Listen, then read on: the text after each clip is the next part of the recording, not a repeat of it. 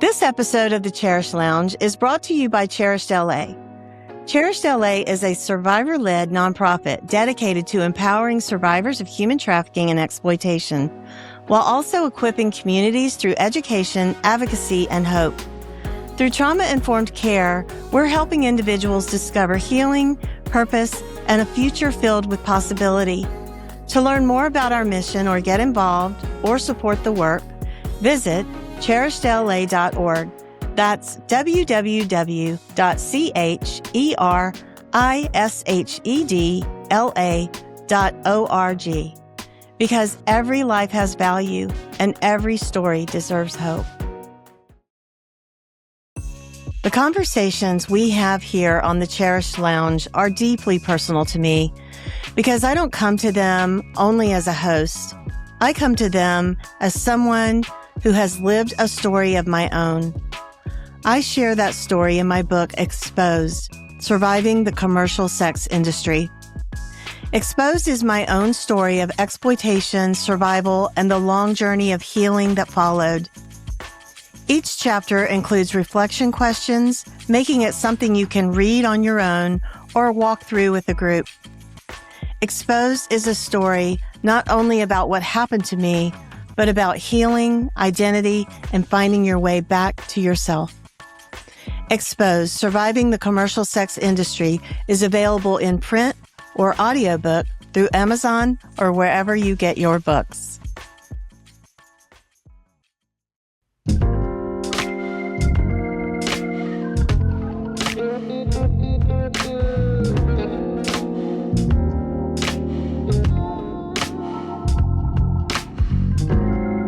Today, I have the absolute pleasure of welcoming my friend and colleague, Marjorie Saylor. I first met Marjorie through Three Strands Global Foundation, where we serve on the Survivor Advisory Board together.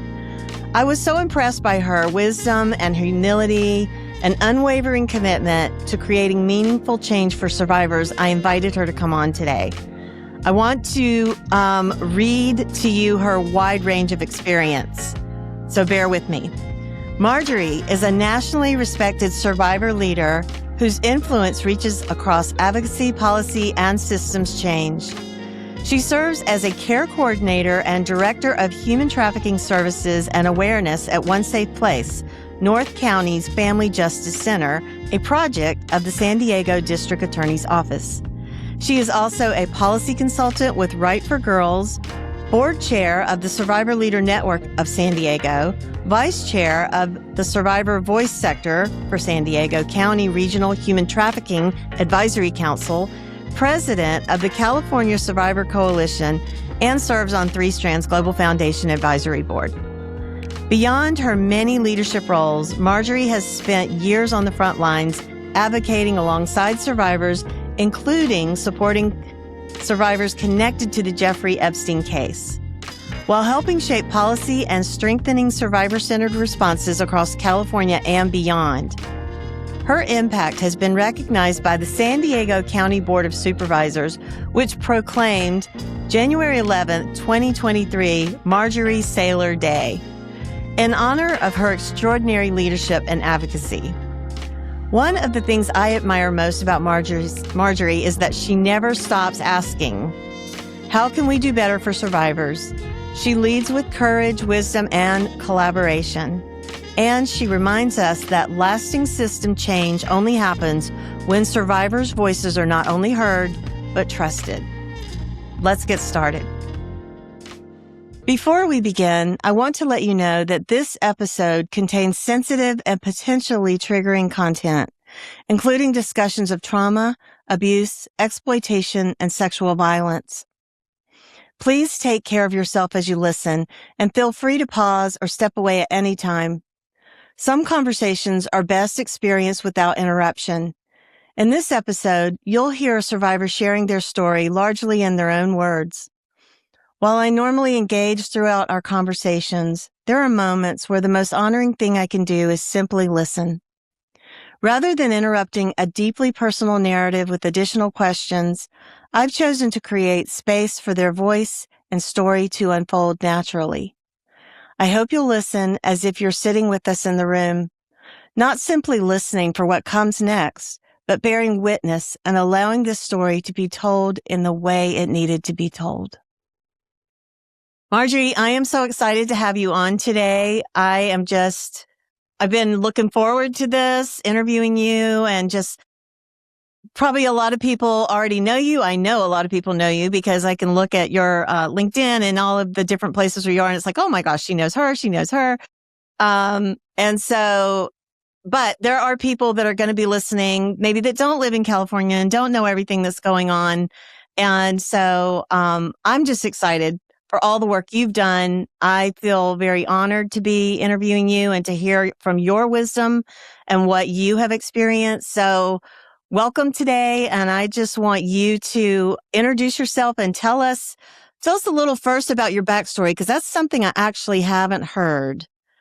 Thank you, Katie. And it's a pleasure to be here with you as well and to be able to share with everybody. I think everyone's heard the introduction and who has a little bit of an idea of who I am. But really, I'm just a survivor who loves Jesus and is following the call God's placed on my life. And God took me out of exploitation and threw me right back in a different way and said, go and get my girls. And, I've been trying to do that. I will share, I do very much have a faith-based background. I grew up in church, and it's something that's very, near and dear to my heart. And essentially, my life is not my own, and everything I do is very kingdom focused. But what I will say is that even, growing up in church, what I will say about that though, is that I grew up in a church that was very, there was a lot of religious abuse, and it was, I think some would consider it maybe even a religious cult. There is a documentary on the church denomination, and actually the church I grew up in is in one of the episodes. But there was a documentary out called "Let Us Pray," Prey, about the type of church that I grew up in and a lot of the sexual abuse that was happening there. Although, it did set a strong foundation for my faith. It also did create some vulnerability that allowed me to be, exploited. And, but from when I look back at that, what I take away from that is just the strength that I found in Jesus and the love that I found in Jesus at a very young age. I remember at the age of 5, I was asleep in my bed. And also, this is the same age that I started experiencing sexual abuse in the home.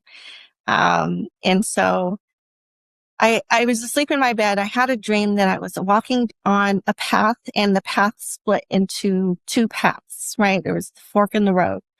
And on one path, on one side, everything was light and airy, and that path led to, the sunlight, right? It was just, you could tell that was a nice place. And the path that I was on was growing darker and darker, and I could see where it was going, and there was a like orangish glow at the end, and the ground was getting hotter under my feet.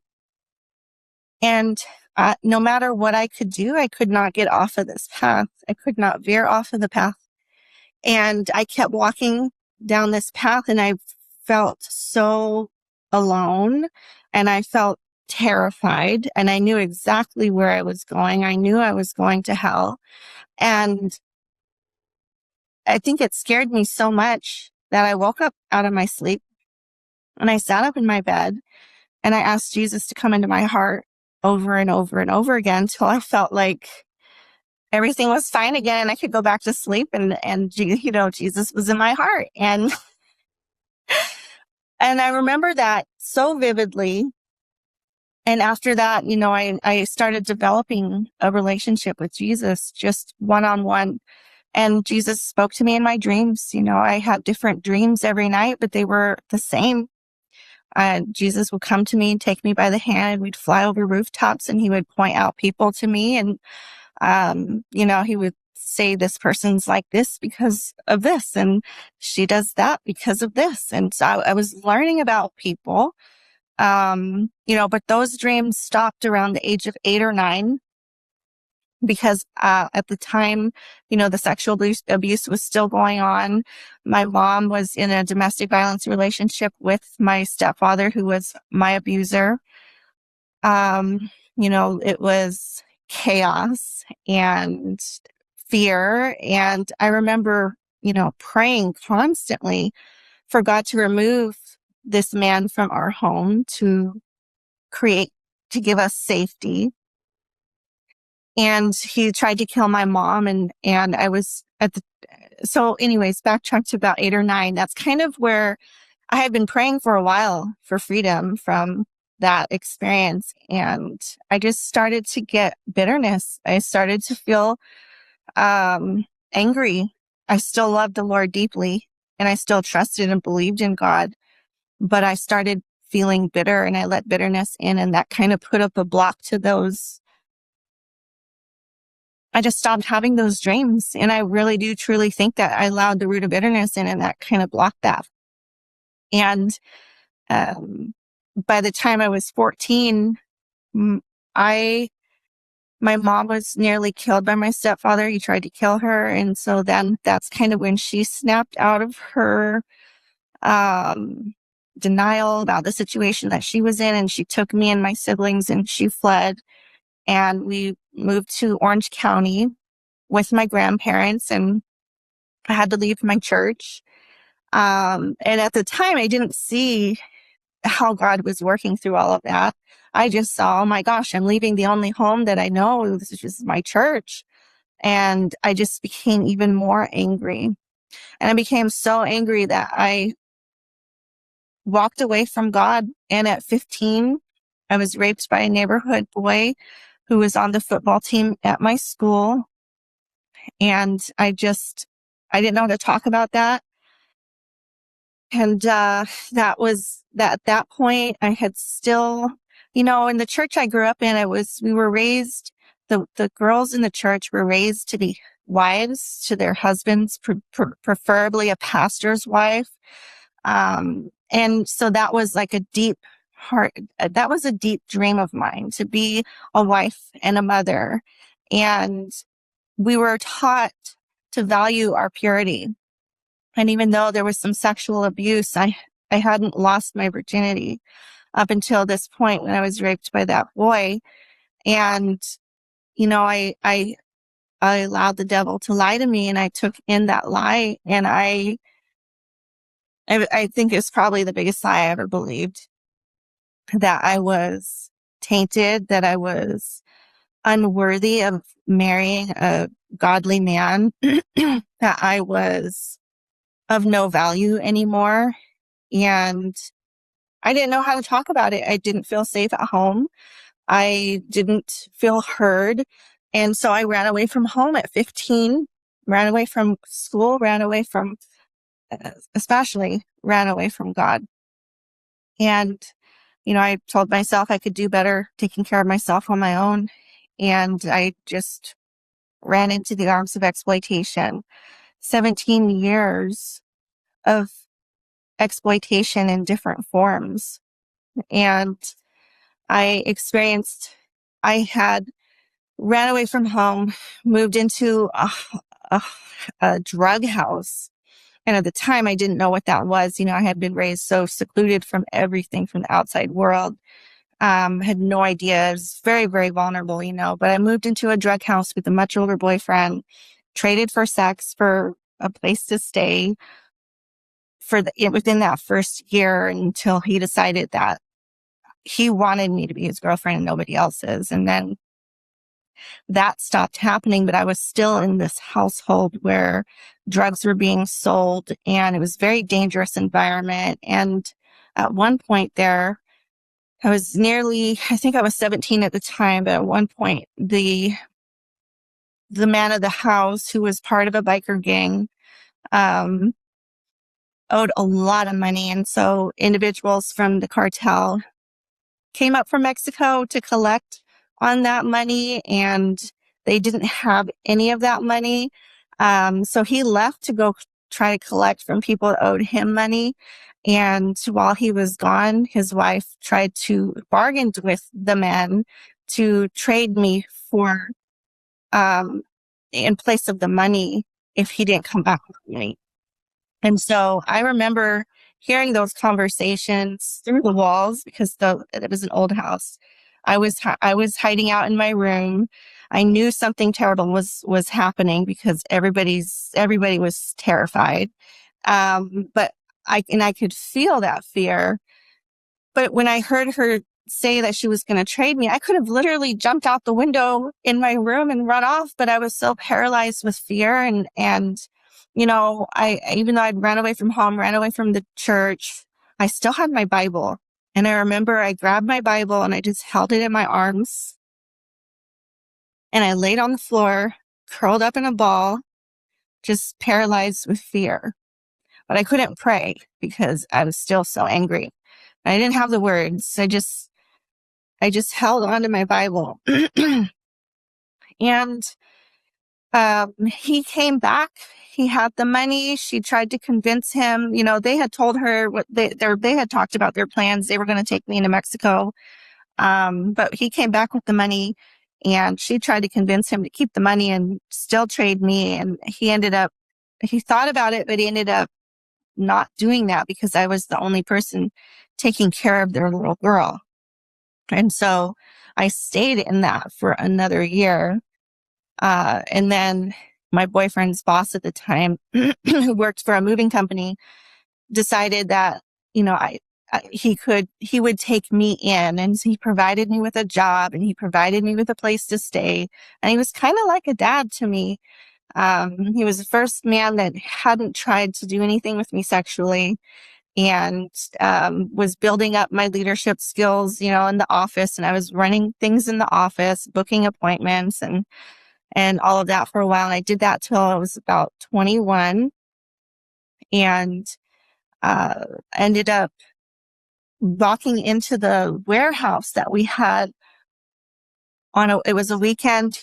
My boss had gone to Vegas and done one of the Vegas moves because he loves to gamble. So he had just come back from one of those, and I came in. It was a Sunday, I remember, and I was walking into the warehouse to show him the paperwork. And he had been building into the warehouse. He had told me he was, you know, making more storage space, and I hadn't gone up there. That wasn't my area.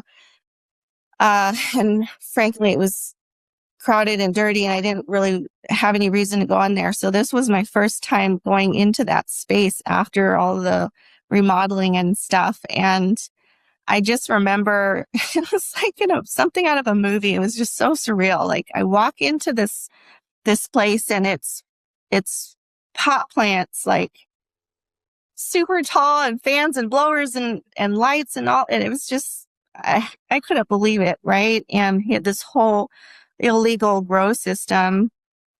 And I remember feeling scared again because when he saw that I saw, his face dropped, and he just looked like, I don't know, I just didn't recognize who he was. It was really alarming. And then I played it off, you know, and I gave him the paperwork, and playing it off just kind of made him feel relaxed, and he kind of just burst out laughing. But I told him, I was like, I can't stay here. You know, people that do this end up getting busted, and yeah, I can't be a part of this. It just was too crazy. So I ended up leaving. I was couch surfing for a little bit, and 2 weeks later, he was busted for $450,000 worth of illegal marijuana. And he had siphoned electricity from one of the neighboring warehouses. And that's how he ended up getting busted. That was in the LA Times. And then here I was, you know, without any job, and the job was under the table, by the way, too. So I had no work history, and just still very vulnerable. And the only thing that was available to me at the time was waitressing jobs. And so a friend of mine knew another person who knew of an opening at at a restaurant. And I went to this restaurant, and it wasn't a restaurant. It was called a restaurant, but it wasn't. It was a strip club. And so that was my introduction to the adult industry. And I was out of desperation. I took the job as a waitress, and I remember watching the girls dance around the poles. And I remember thinking to myself, oh my gosh, I could never do that. I was so judgmental. I was, but 4 years into that, another point of desperation, the strip clubs being sued by the city. Too many DUIs happening out of there. A car dealership wanted the property. There were so many things. So finally they were closing their doors, and out of desperation and having become so normalized in this environment after a few years, I took all my tips from the last night that I worked there, went upstairs and bought some outfits, and then I started stripping. And I remember I did that about a year. Different clubs. I think I started out at a different city. I didn't want to be anywhere near where I lived. I felt a lot of shame in what I was doing. I had to drink a lot in order to be on the stage and perform. I remember the feeling of, just all these empty eyes staring through me and not seeing who I am, but just seeing what they could take from me. And that I think was one of the most low points in my life. I remember halfway into that first year doing that, I wanted to die. I was so spiritually and emotionally bankrupt that I did not want to live anymore. And I was drinking a lot. I was drinking heavily because I couldn't do it without the alcohol. And I wasn't making much money anymore. And I had to pay out the bouncers, the DJ, pay out the manager, all the money. Basically, I'm working to pay them, and they're going home with barely anything. Some nights, half the time, I would say I was probably going home with nothing because everything was getting paid out, wasn't making a lot. And then I come to find out later that the security at the club was preventing people from paying for dances because they were planning to sell me to my customers. And so out of desperation, I wasn't making any more money. And then I took them up on those deals, and then I started escorting. Wasn't escorting for them, but I started escorting for another business that was a legitimate escort business out of Vegas, which I wouldn't call it legitimate really, but those type of businesses were legal in certain counties in Vegas. And so even though the business operated in California, I, had to rely on my drivers telling me that I didn't make any tips at that interaction. So then I didn't get any money because I was really only getting tips. So another form of exploitation there, right? And just one thing after another. And then I ended up meeting someone, going out on one of the dates, and I nearly lost my life at the hands of a sex buyer. And I don't remember how I left there and made it back to the car. That's all kind of a blur. I don't remember how many days it was before I got up and did it again. But I remember thinking, I'm literally going to lose my life in this industry. And I had another encounter where I nearly lost my life, and then that was it. I walked away from that industry altogether. But it was absolutely devastating to who I was as a person, spiritually, emotionally, and almost lost my life multiple times. So I moved away from that. I had a boyfriend at the time that I'd met at the club and stayed with him and started to try to pick up the pieces of my life. Had not had any healing, had not gone back to church, hadn't had hadn't dealt with any of this trauma. And so I'm just, in survival mode, trying to make things work. End up starting a pet sitting business and doing that for a while. And then he lost his job and I was providing for both of us. And there's just so much disappointment and just no healing. And so I was still vulnerable to exploitation. And I one day I just went to a club and then I met my last abuser, my last trafficker, and I experienced a different kind of trafficking, experienced labor trafficking. And it was a criminal, it was a highly organized criminal enterprise on a national level. And, he had a radio show. He was 3-piece suit, playing Mr. Nice Guy. I just thought I had hit the jackpot. And a month into that, realized that I was with a monster and the people that were working for him were not getting paid. And, I couldn't understand that because I was being treated very differently. When he set me up on his payroll to get paid, I never got paid. But I was forced into working for him for 2 years. The first month into that, I did try to leave. I tried to jump out of the car and he pulled over and he told me, because he had already met my family, knew where they lived. He told me that if I left him, he would hurt my grandfather. And so out of fear, I stayed. I stayed for 2 years with this man and I got pregnant with him. It was a forced pregnancy. I was forced to use methamphetamine that entire time and most of my pregnancy. And I remember getting to a place, and here I am now 30, stuck in this. And I'm just getting to a place of absolute hopelessness, helplessness. 6 months pregnant now, and I'm sitting in a bathtub in one of the hotels he has me in. And I took the razor out of the little shaver and I tried cutting my wrists, and he walked in while I was doing that and just laughed at me. And I remember being in this place in my mind where, I hadn't had children up until this point. I couldn't imagine bringing a child into that. But at the same time, I came from a faith background where you don't abort your child. And so even if I had the means to do it, it was too far along. And so the only thing I could think of at the time was to end both of our lives. And, but him coming in there laughing at me that way, it just kind of snapped me out of that state of mind that I was in. And I remember feeling immediately angry.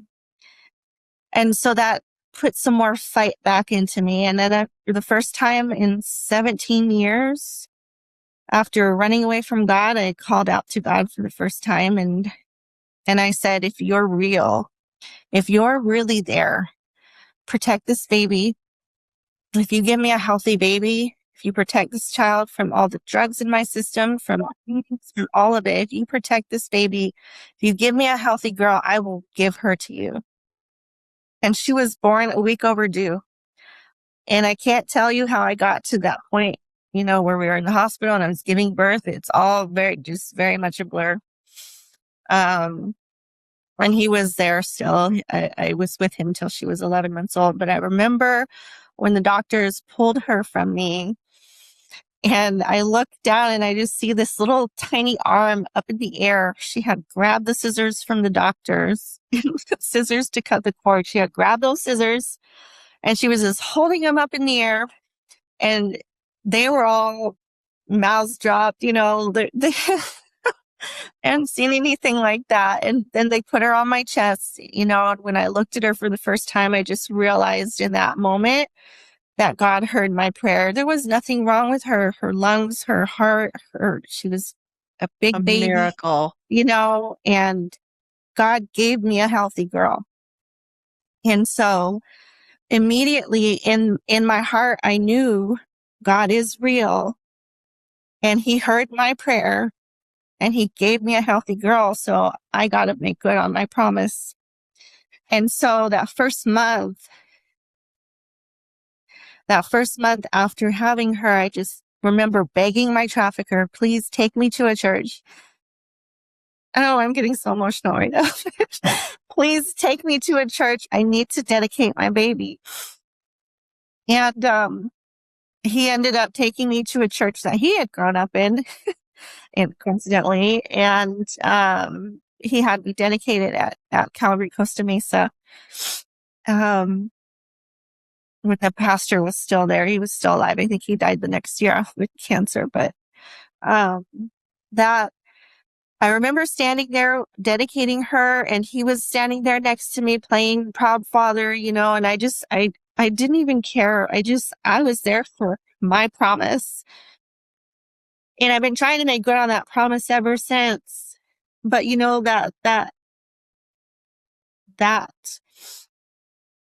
that lasted with him till she was 11 months old, like I said, and I was still stuck in that. There was still a part of me that felt hopeless, like I couldn't get out of that situation. And God used my child. He used my daughter to motivate me to leave, but it wasn't until she was 11 months old. It wasn't until she started to react negatively to the experiences that she saw me having. I remember kind of like it was yesterday. I remember being sprawled out on the floor with the door open. The front door was open, and he was on top of me, arms flailing, and I'm just screaming, and I thought I was going to die. And then I remember she's standing next to me, and she's bawling. I just remember her little curly hair and tears down her cheeks, and she's crying, "Mommy, Mommy." And so in that moment, it was crystal clear. I saw how I had cried out to my mom. And so I just determined within myself, and I realized too at that moment, I'm the one hurting her by allowing this to continue. And so no matter what, I'm going to get her out of this. And, it took me 3 days. I think I was, pulling stuff together here and there.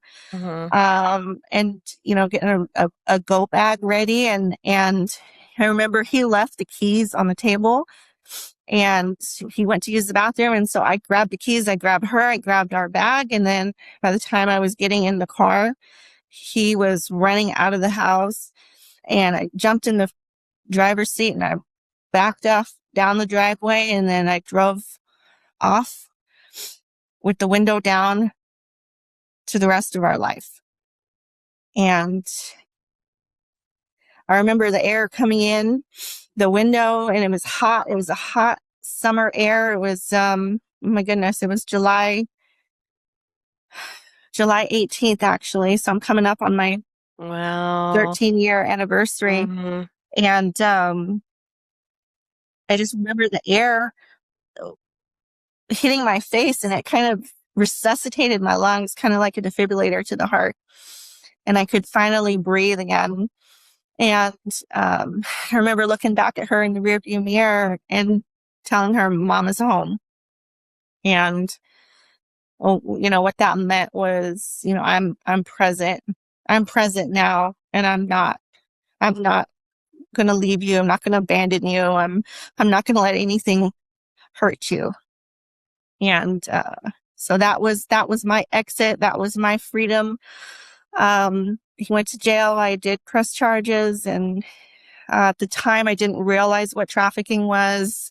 Didn't have a name for it. It was just, I thought I was in a really bad domestic violence situation with drugs involved. And, so he never got charged with trafficking or anything, but he ended up actually getting charged. I worked with the Attorney General's office in Colorado because he had some charges there, and there were some other states looking after him, but he really only got held accountable in the state of Colorado. And he was arrested for grand theft and impersonating an attorney.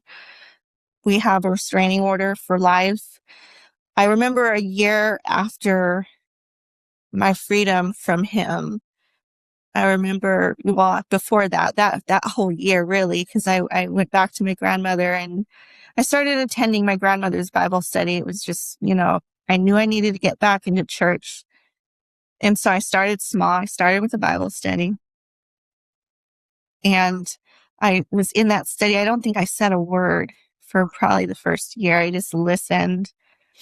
And I remember going through the book of Mark, and the woman who wrote the workbook we were using, it was called The Call to Follow Jesus. It was on the book of Mark. I remember the second week into that study is when I got the call to do something with my past. I never have it written down, do something with my past, but I remember very specifically the Lord speaking that into me, speaking that over me. And I kind of said no in the beginning. I just wanted to change my life and make sure that my daughter did not experience the things I experienced. I just wanted to make a better life for ourselves. And I was considering going back to school, and then I went to a different church because I needed a home church. And I walked in and they advertised a justice conference at another church. And so I went to that church and went to this justice conference, and it was a conference on human trafficking. And I heard the speaker at the end of the day, who was also a survivor, heard her share her story. And then the light bulb went off, and I was like, oh, that's what it was, And so I connected with her. I connected with Runaway Girl Incorporated, and started, being mentored. And I was like, if she can do that, I can do that. I didn't know what else to do, how else to move forward with doing something with my past that I was called to do other than, okay, well, if she can share her story, so can I, you know? And so I tried to do that, and I got connected, but everywhere I got connected, LA, other places, everything pushed me towards San Diego. And so most of the work that I've been doing has been in San Diego, but 2014, I started going back to school to study psychology. In that same semester I started with my schooling was when those doors opened, because at the time, I was like, okay, God, well, I'm ready and I will do it. But I still didn't know how or when or what. And so I took that first step forward, and I was like, okay, well, I'm going to go to school and learn how to be a counselor, because that's a step towards potentially doing something with my past. And then that's when he opened all those doors, and I started speaking and training law enforcement, and became a co-founder of the Survivor Leader Network of San Diego, and really strengthening our networks here. And then moving on into leading programs and running women's shelters and doing a lot of direct services. And now lately, God's called me into something more, which is legislation. And that has started back in 2015 a little bit, but more over the last few years, where I'm working on state legislation and national legislation, even policy frameworks globally. And it's just incredible to see where God has taken me from, I never would have imagined walking down the halls of our capital or our nation's capital. It's been a really incredible journey and healing as well. So amazing. Such an amazing story. And now a word from our sponsors. This episode of the Cherished Lounge is proudly sponsored by Damaris Hope. Damaris Hope is a nonprofit serving women working in the commercial sex industry and survivors of human trafficking and exploitation throughout greater Atlanta area. Their mission is simple but powerful: to meet women where they are with compassion, practical support, and hope, walking alongside them without judgment as they pursue healing and a new future. To learn more about their work or find ways to get involved, visit damarishope.org. That's DAMARISHOPE.org. Our thanks to Damaris Hope for supporting survivor voices and helping make these conversations possible. And now back to the show. And yeah, so affirming of just feeling really like delighted in by God for your faithfulness too, and your just your heart to see, his heart and to go after the women. I get that too. I feel that. That's why I feel called to do the work I do. It's like once I've seen myself through his eyes, it changed everything, And just your story is so incredible. Thank you for sharing it. I have not heard that part before. I've just been seeing what a badass you are today and all the things you're doing. I knew there was a powerful story behind it for sure. But that is just, and I've seen pictures of your little family and she looks like she's an amazing young woman and doing wonderful. And you are just so proud of her. I know you are. Yeah. Moving over to policy, I do want to, because that's how I met you. So you and I served together on 3 strands, Survivor Advisory Board. And so that's how I found out who you were. I had actually gotten some emails from you, I think, before about things that you were working on, and knew you through some other survivor organizations in LA. And so I knew your name, but hadn't met you. And then we were on the Survivor Advisory Board together, which we still are. And that's an amazing organization and all that they're doing and all the survivors that are coming together and learning how to do this. And even I've been doing in this movement for 17 years. But I've never done any policy work or understood what goes on behind all of that. And so now those doors are really wide open with all of the things that are going on. And, so you and, some other survivors that are doing that on our board have really opened my eyes, like, oh my gosh, we can do that. We can be a part of that. And so I just want to say that to any other the survivors that might be listening to us, that you don't know where your story goes next. Listen to Marjorie's story, listen to our stories, and understand you didn't come this far just to come this far. Yeah. There's so much more you can do if that is what you are interested in doing. And so I've learned things from you about policy and what's been going on, and still I'm very green in that area, but super interested in what you're doing. One thing I thought of, so I'm going to ask you some questions about policy, and I want to see how you can educate us on this. But as someone who's I'm speaking of myself, running a nonprofit, and I'm dealing with, always thinking of how I'm putting myself out there for the sake of the donors who are supporting me. Something I've recognized through conversation I've heard you having, is that I have to be aware, or maybe I don't, but something that is coming up is when there are certain policies, maybe people don't want to hear my opinion or support what I feel strongly about. Like, I know there's some organizations that are really making sure it's bipartisan, that they're not gonna lean one way or the other. And so that was new for me. But I do know that I have to be so careful sometimes about what I put out there as far as what I believe, what I think, because donors can take that as I won't support you anymore. Now we can either say, fine, don't, or we can say, I want to keep you on as a donor. I want you to learn about this. So I'm going to have to walk gently this way. You see where I'm going with all that. When it comes to policy and standing for or against supporting something, what do you say to do so that we don't kill our funding? Well, I may not be the best person to ask that question because I am very much,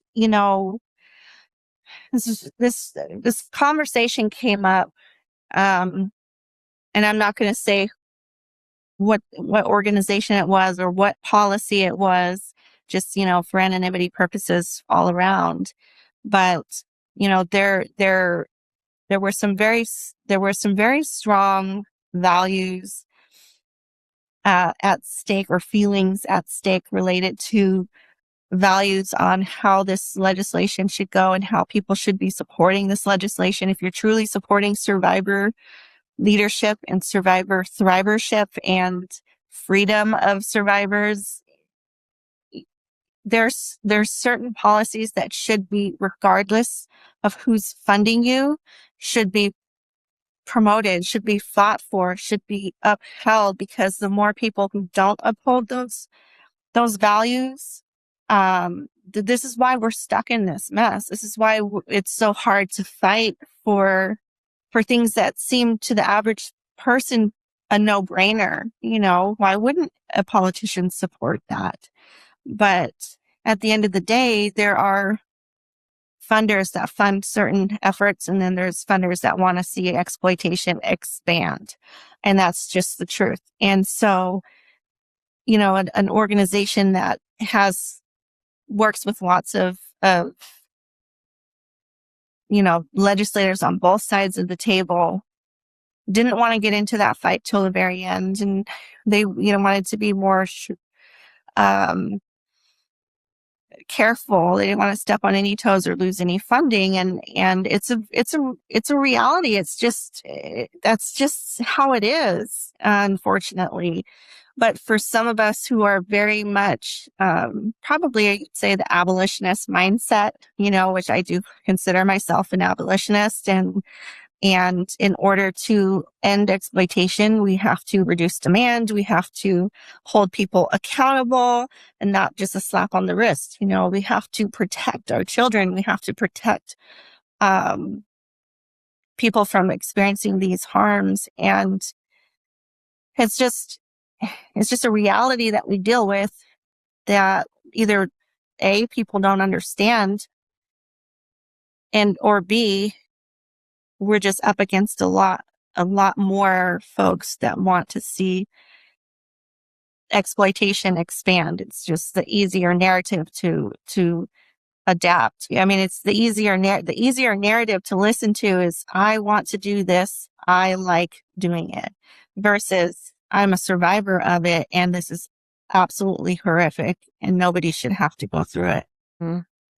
Yeah. And to that, I have, had this conversation with people about what survivors that say, this is empowerment and this is what I want to do. And, I've had to have that conversation. Like, I will say this, at the end of the day, when all is said and done, trauma is coming for all of us. Trauma doesn't leave us alone because we chose something.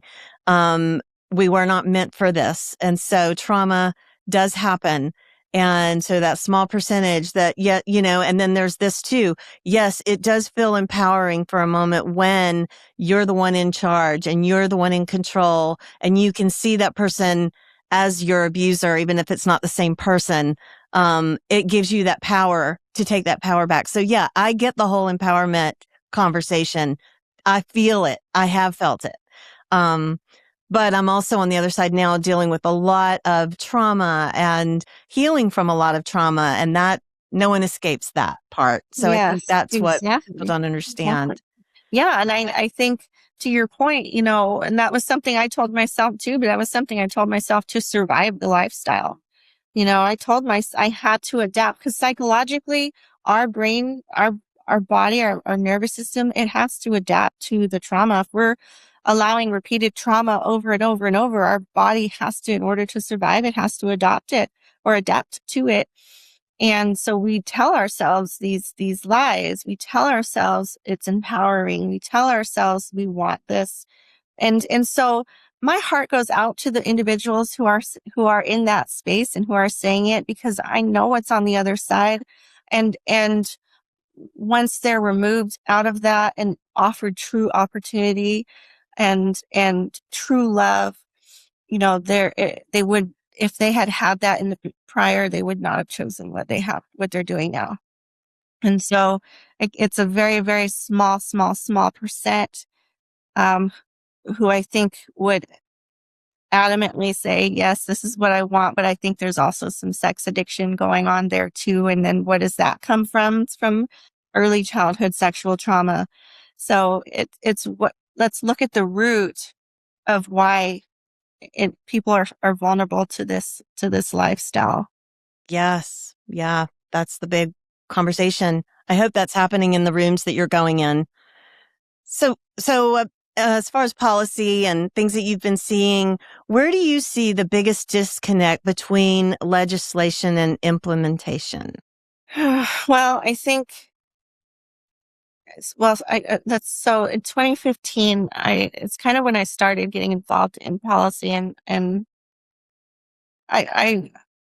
back then I heard about this effort by Amnesty US and Amnesty UK to come together to vote to recommend full decriminalization of prostitution around the globe.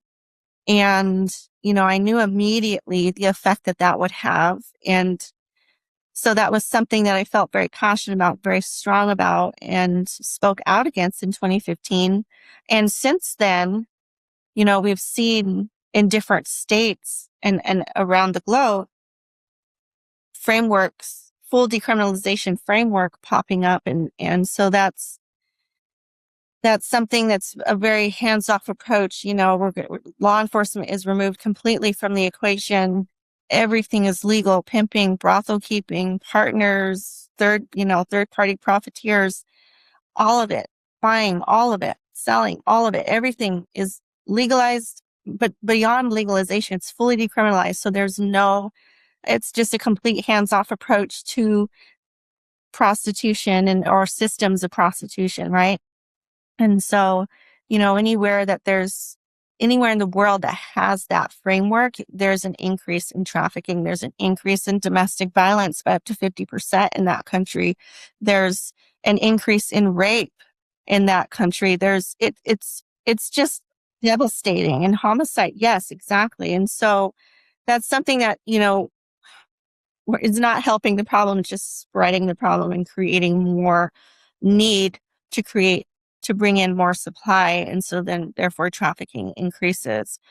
But so I've been trying to fight anything like that pops up in the US. And so that's kind of been my main focus for the last few years. But the last couple years, especially, it's been more focused on demand accountability, because I've realized from the beginning of this that you can't have trafficking without demand. Nobody would traffic anyone if there wasn't anyone willing to buy. And it's buying commercial sets has become so normalized for centuries in all parts of the globe, right? It's been so normalized, and especially here in the US, it's normalized so much so that it's just easier, I think, for people to look the other way if a doctor or a judge or whoever is buying sex. Nobody wants to arrest fathers for buying sex. Nobody wants to break up those happy families. And it's a sad reality, but the reality is that these are the people that are creating the need for supply. And so we have to hold them more accountable. And so the partial decrim model does that. The survivor model does that. And so that's what, I've been pushing for very strongly. But when it comes to your question, it's been a real fight, even though now I think, we're starting to see more of an appetite to go after demand. For example, 8 states in the US now have made it a felony to purchase anyone of any age, not just minors. But it was such a fight last year to get 16 and 17-year-olds to be added or included in the protections of AB 379, which creates a felony offense, a wobbler felony offense, a watered down felony offense for buyers purchasing children under 18, and 16 and 17-year-olds were not included in that. And so that was a huge fight just in this state to get protections for youth. And so it's still a long way to go. When we're seeing to try to do that for adults. However, the implementation part, we've seen some buyer sting arrest, like we've seen buyer arrests, there have been some sting operations throughout the state.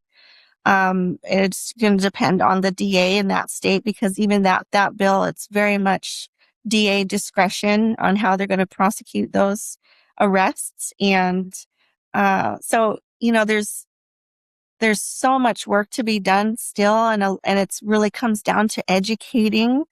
And so we can't stop educating and fighting for these laws. Yeah. And if you want to just name a few bills for people to look up, because you just mentioned AB, which one was that? Yeah, AB 379. So right. AB 379 came into play to undo a law that was signed into law in 2021, which was SB 357. SB 357 was like a soft version of full decriminalization, but it was for, the purposes of loitering for prostitution. So anyone on the blade could be, loitering for prostitution. So basically it was a soft version of full decrim in California. And we saw an increase in people out on the track, and we saw an increase in drug and gun crimes out on the blades. We saw an increase in child trafficking. And so AB 379 was an attempt to undo that. And so it focused on the loitering provision, but it only holds the buyer accountable. So it's going after the buyer specifically. And then it also creates a funding stream. So the buyer fines go into victim services.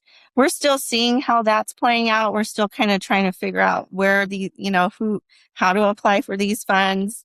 And then of course, if there aren't arrests happening, there's no funds that are going to go into that fund. So we saw some sting operations in January, and it's been kind of quiet. We're still fighting that culture of, oh, they're just buyers. They're harmless. Right.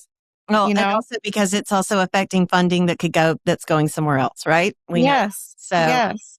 Mm-hmm. And we're trying to, there's some of us currently working with hosts to update their training for law enforcement. But I mean, it's going to take years to train, to retrain or to untrain law enforcement that have those views, Right. Exactly. Untrain first and then retrain to understand, to doing better work. Yeah. I'm hopeful though, because again, we are seeing more of an appetite now. I mean, with the Epstein files, so many people in the US were supportive of that. Right. And, so across the board, I'm not talking legislatively, but just in general, just general population, I think we are seeing more of an understanding. We are seeing more of an appetite for demand reduction. 14 states have some type of demand reduction, moving forward and increasing their demand accountability. And then nationally now, and this one I'm super excited about because it's HR 9043. It was just introduced by Representative Ann Wagner. And there's, from what I understand now, there's 5 Republicans and 2 Democrats that are supporting this bill. So it is a bipartisan effort. But it would change our requirements for the reporting system through the tip report. And if you don't know what that does, the tip report, it holds countries accountable, right? So this is like it's a federal bill, but it's a global impact. And so countries really strive to be on that tier 1 level on this report. And so if this bill passes, it would require that these countries, including the US, would have more demand accountability frameworks in place in order to be positioned at tier 1 on the TIP report. So that is in process now. And I'll be in DC next week, actually lobbying for this at the Capitol. But I think this would be a huge step forward in making it easier for states individually to combat any type of full decrim legislation, because that would make our country not qualify for this TIP report anymore if we're allowing full decrim or legalization. So I think that it's going to be a fight to get this to the finish line, but I think that if we can do this, it's going to have a really huge impact overall. That's good. That's good. Good. Well, we want to hear back from you and what happened with that afterwards. Maybe you can come back on and give us an update on things that are going on. That would be great. Well, tell us what we can do, what our listeners can do in the meantime to get educated and to help push this fight along. There's so many ways to educate yourself. At Polaris Project, 3 Strands Global, Shared Hope International, a lot of these, Nicosi, a lot of these organizations have information online, and listening to podcasts like what we're doing now, just continue to find ways to get involved and educate yourself. Every county has, or most have, their own trafficking task force, which then is connected to organizations that provide trainings within the community. The task force might even provide trainings, so that's one way. Get involved, be active, and continue to build up on that education. But if you're interested in supporting legislation, showing up in person in the state of California when a bill is being heard in committee, it's a requirement now. I mean, letters are great. Letters are analyzed by the bill committee analyst, but the more people show up in force, the better. It does have an impact. It's not easy like it used to be. You can't call in anymore, but it does make an impact. And please do still send in those letters. Find out what's going on. You can share my contact, and every year we have an Excel spreadsheet that has a list of all the anti-trafficking legislation that's currently in process.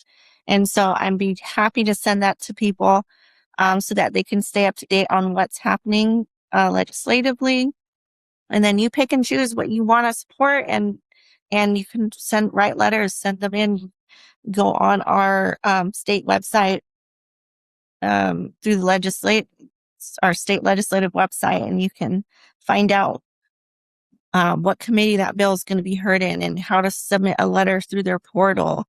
You can call the author's office. You can call the committee chair and try to get a meeting with them and let them know, especially if you're their constituent, that this is something that you want.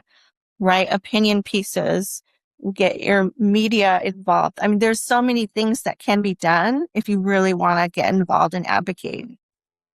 It's wonderful. Thank you, Marjorie. Yeah. Okay. We're going to have all of your information in the link. And so people can look you up and they can reach out and get that information from you. Thank you so much for being here today. This has been very educational, and I just appreciate you so much. I just am really honored that you shared your story with us. I don't hold that lightly, and I just am really grateful for all the work you're doing. You're an inspiration, truly. Thank you for having me. Thanks for listening to the Cherished Lounge. Don't forget to like, follow, subscribe, and share this episode with someone who needs to hear it. New episodes premiere every Tuesday. Recorded and produced by Robert Altschuler at Command Creative Studios. Music by Danny Keene and Doug Maxwell. We'll see you next time in the Cherished Lounge, where soul, story, and wild grace meet.